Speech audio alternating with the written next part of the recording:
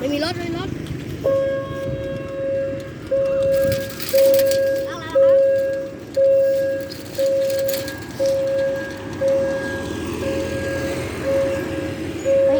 บิ๊ก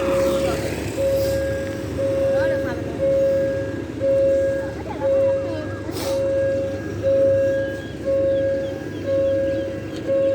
ขบวน260นะครับเฮ้ย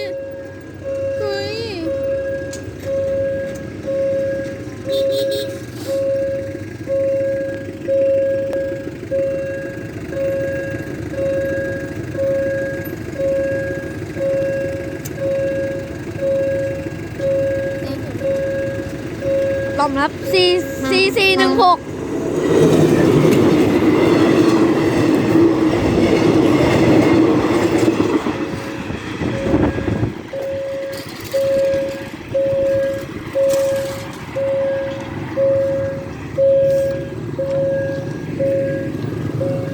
ไปแล้ว